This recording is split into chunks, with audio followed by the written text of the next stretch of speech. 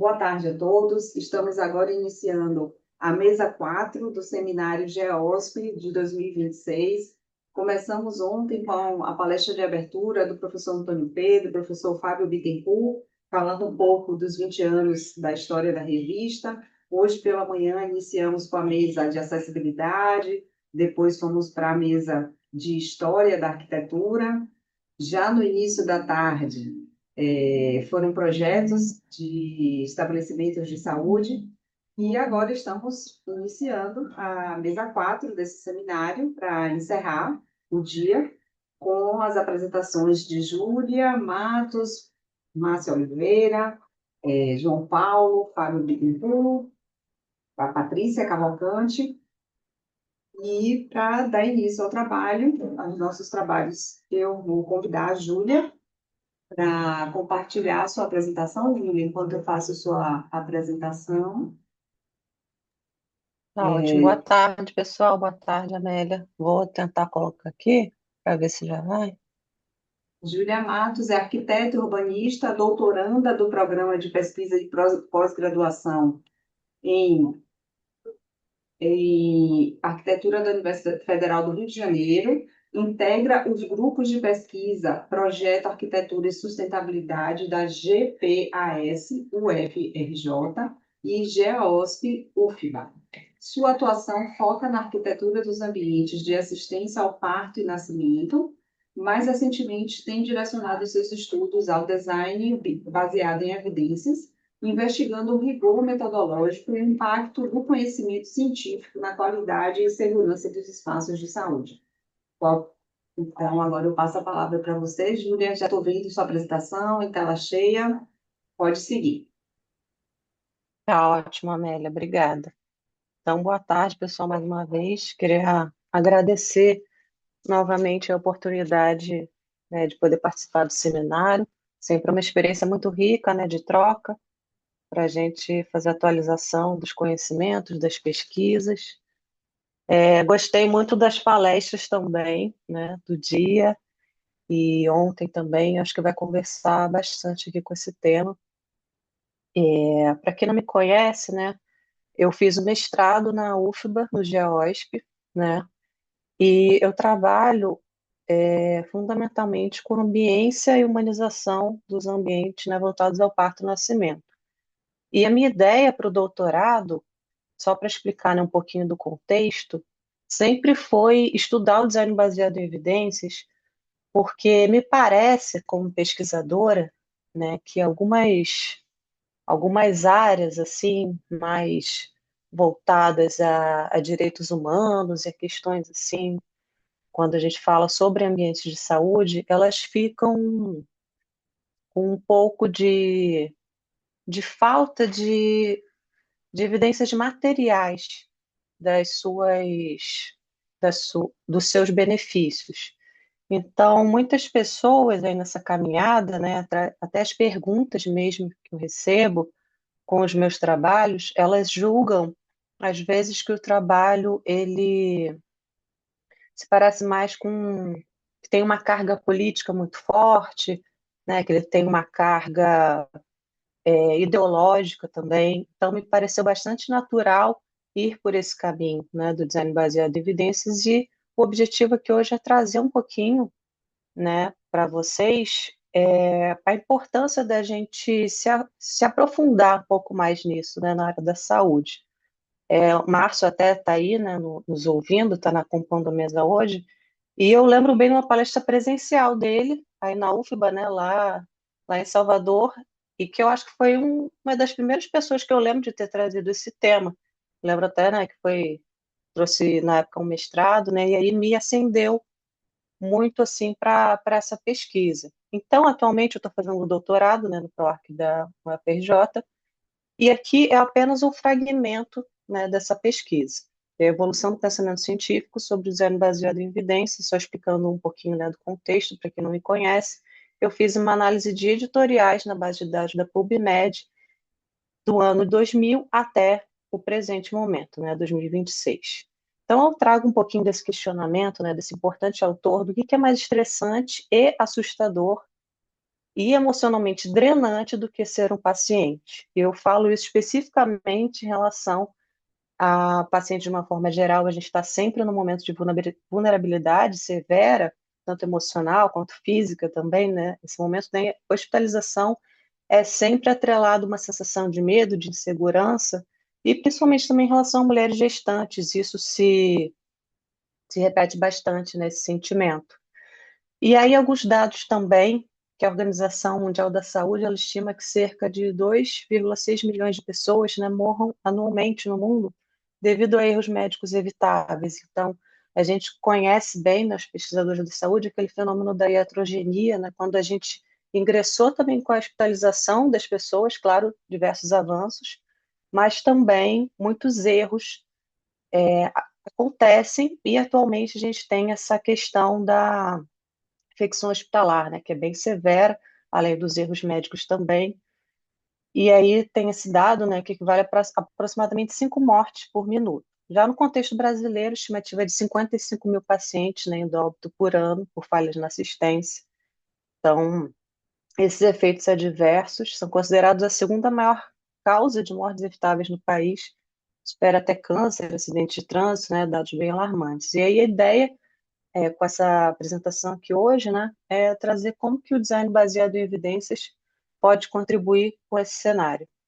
Ponto de partida é um estudo bastante conhecido aí, né, que é o estudo do Urich, que data de 1984, que é aquele artigo bem famoso dele, né, que traz toda essa fonte que se conhece até então, em tradução literal, né, se chama visão através de janela pode influenciar a recuperação pós-cirúrgica. Então, ele conseguiu comprovar que os pacientes, em comparação, né, em dois ambientes diferentes, que tinham uma vista através de uma janela, né, com uma visão com elementos naturais, que tinham essa oportunidade de regular ali seu ritmo circadiano, verificar o que era dia, o que era noite, tinham internações mais curtas e menos necessidade de medicamentos do que aqueles que não tinham janela, né? Ou, enfim, a janela tinha uma abertura ali simplesmente para uma parede, para tijolo, alguma coisa assim, sem elementos da natureza. E ele fundou esse conceito que a gente conhece hoje como ambiente de cura. Então, o design baseado em evidências, ele vai trazer da medicina baseada em evidências esses três pilares fundamentais, que é a melhor evidência científica disponível, ou seja, a última, a mais atualizada, e aí vai depender da pesquisa publicada, de um estudo controlado com uma metodologia séria e verificável, os dados clínicos que foram coletados. O pilar 2 é a experiência do profissional, que aí no caso, né, seria o julgamento do médico, aí no caso, né, quando a gente traz para o DBE o julgamento do arquiteto, a prática acumulada, então a gente viu aí, né, diversos profissionais da área também falando sobre os seus projetos, aquele conceito das lições aprendidas com os projetos, né, que as empresas geralmente têm. O que que você viu ali no projeto que deu certo, até de acordo também, né, com a PO, uma pesquisa com os próprios usuários, e o que que não se deve mais repetir com aquele tipo de obra. Então, essa prática acumulada, expertise técnica é um fator fundamental. E o pilar 3 que são as necessidades dos usuários, né? Quando a gente faz ali o nosso brief. Então, vai ser as preferências dos pacientes, que envolve bastante também o contexto sociocultural no qual ele está inserido, os requisitos operacionais. Então, a medicina baseada em evidências, ela data lá dos anos 70, e o design baseado em evidências, ele começa a surgir a partir dessa transição do que seria um ambiente de cura, né? Como que o espaço ele pode influenciar nisso aqui para nós, e se inicia, como nós vimos ali, né, com aquele trabalho do Urich, ali na década de 80. Então, essa abordagem, ela sempre será interdisciplinar, vai integrar arquitetura, engenharia, saúde, administração. Então, o design baseado em evidências, ele tem o conhecimento como um guia. Claro que todas as nossas práticas, elas sempre vão, né, ser dessa forma, só que o diferencial que ela utiliza os estudos científicos existentes para orientar as decisões de projeto e também para testar a sua efetividade, se aquilo que se conhece como algo, um modus operandi, ele padrão, né, da nossa prática de projeto, ela realmente se comprova. Então, é importante fazer isso também. A tradução prática vai traduzir essas evidências de pesquisa em medidas concretas e aprovadas, aplicáveis no projeto, e trazer também critério e clareza, trazer consciência para as decisões de design de saúde, que, como eu comentei aqui no começo, elas muitas vezes são questionadas, né,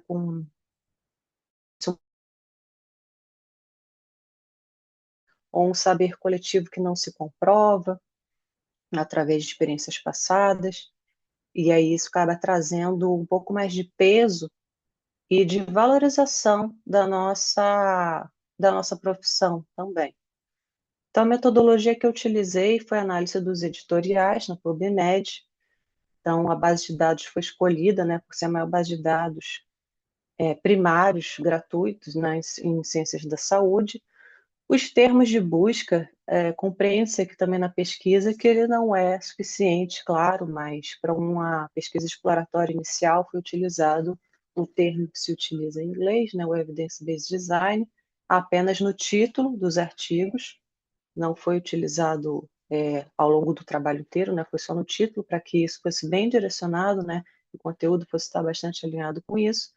E para o período analisado, não foi colocado nenhuma limitação temporal pregressa, ou seja, o artigo mais antigo encontrado, ele foi do ano 2000, mas não coloquei nenhuma limitação de tempo, né, para isso. Então, se tem essa informação de que o artigo mais antigo que tem esse termo no título, ele data do ano 2000. E para trazer aqui, né, para o nosso seminário os dados mais atualizados possíveis, coloquei até junho de 2026, ou seja, abrangência aí de mais de 2 décadas. Então, foram encontrados 127 artigos com esses critérios, com a seleção de ter apenas editoriais, artigos de opinião nessa primeira etapa, para saber o que os pesquisadores estavam falando sobre isso ao longo do tempo. Foram selecionados 31 artigos com esses critérios de ser apenas os editoriais, né, que é o objetivo aqui nessa etapa, e os editoriais analisados foram apenas 20. Houveram exclusões, no sentido de esse termo ele não ser utilizado somente para arquitetura, né?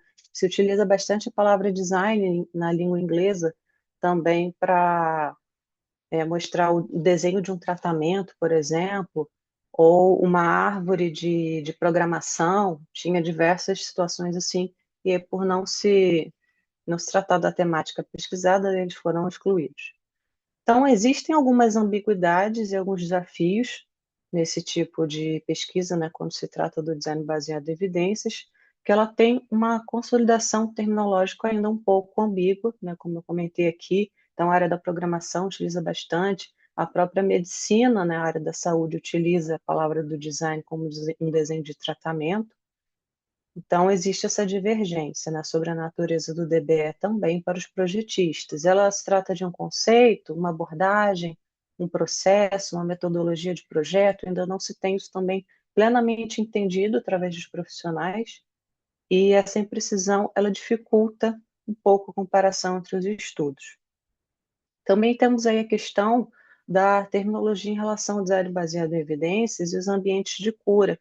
Os ambientes de cura, os autores colocam, né, nessa pesquisa, que já é um resultado que eu trago para vocês, que o ambiente de cura ele é um termo um pouco mais generalista e subjetivo, ou seja, ele abarca situações um pouco mais abrangentes, né? Ele não traz um rigor científico. Já o DBE, ele exige que as hipóteses elas sejam testáveis e comprovadas, né, para que possa existir essa verificação da sua efetividade. Então, muitos projetos aplicam apenas reformas estéticas, mudanças de materiais, sem de fato mensurar resultados reais. Então, eles fazem já essa crítica em relação aos dois termos, e existem variações globais também. As diferenças socioculturais elas vão ser bem marcadas, por exemplo, no sistema de saúde, né? Então, a gente tem um sistema de saúde que ele é bastante diferenciado. A maioria das produções que a gente encontra são americanas, né, dos Estados Unidos, que tem um sistema de saúde mais privado. Então, as aplicações a gente vai ter que verificar essa adaptação, né, para o nosso contexto. Temos aí também o conceito jurídico, né, da reserva do possível. Então, por a gente ter um sistema de saúde público, né, as demandas elas vão ser sempre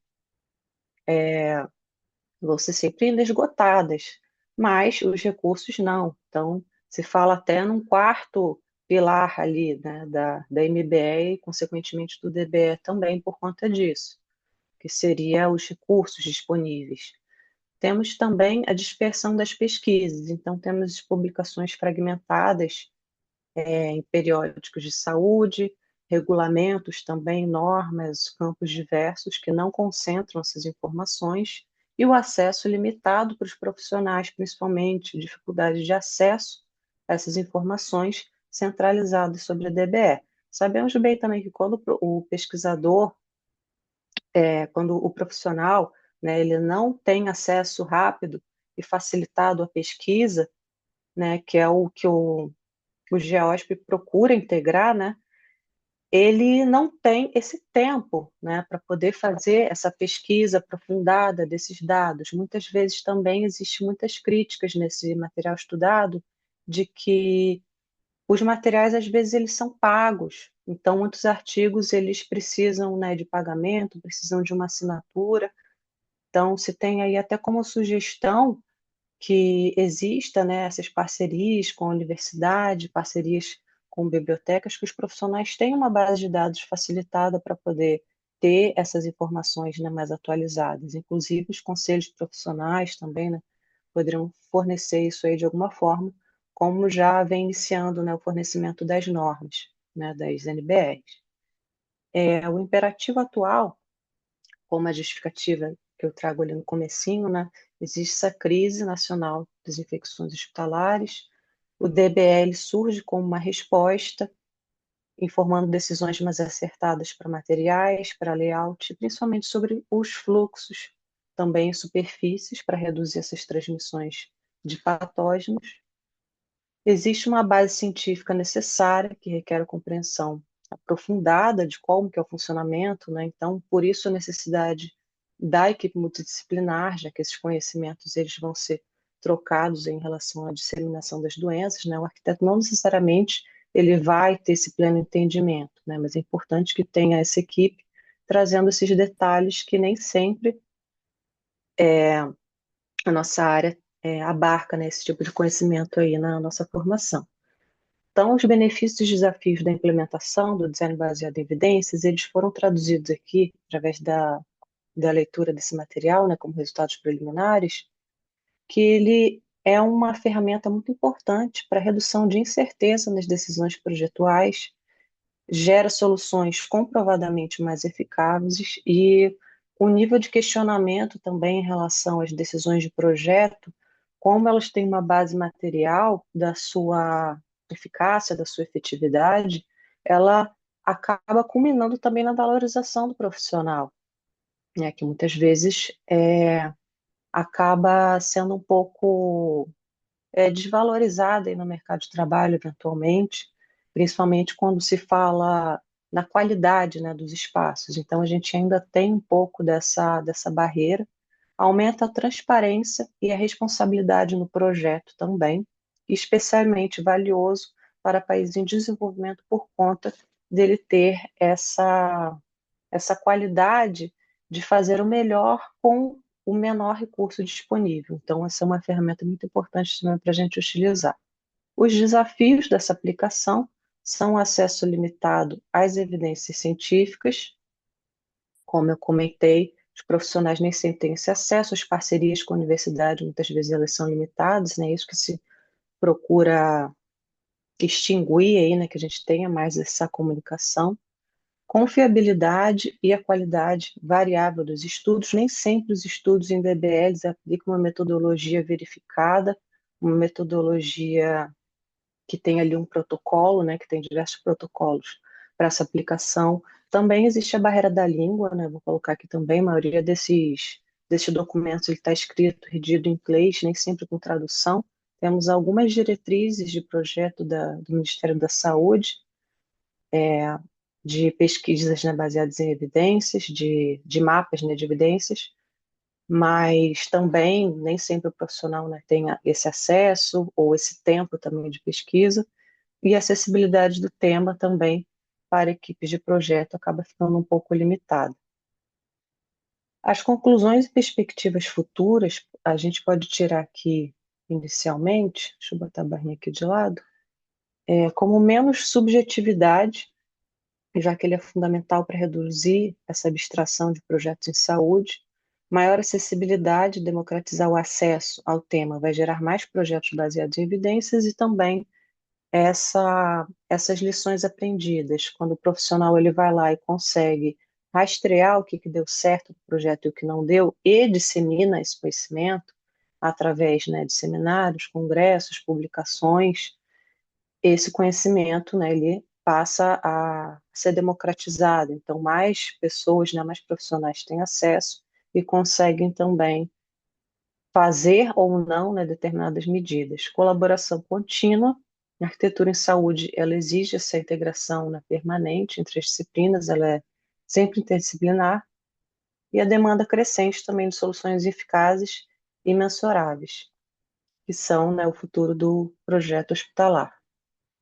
Então, queria agradecer mais uma vez a oportunidade, deixar aqui meu contato também para eventuais dúvidas e quem estiver, né, interessado no tema. Agradecer aí a Amélia pela mesa, professor Antônio Pedro também, pela guia sempre constante aí nas pesquisas, Patrícia também, que está sempre aí de background, professora Patrícia na organização do evento, e estou disponível aí para dúvidas e para essa troca. Boa tarde a todos, obrigada. Obrigada também, Júlia. Parabéns pela pesquisa. Eu gosto demais sempre dos trabalhos que você traz aqui para o seminário. Essa ferramenta já é bastante utilizada, né, na medicina e cada dia mais vem sendo utilizada na nossa área também de infraestrutura. Eu me lembro também perfeitamente desse dia, dessa aula de Márcio aqui na Bahia. Eu Verdade. estava lá, inspiradora, né?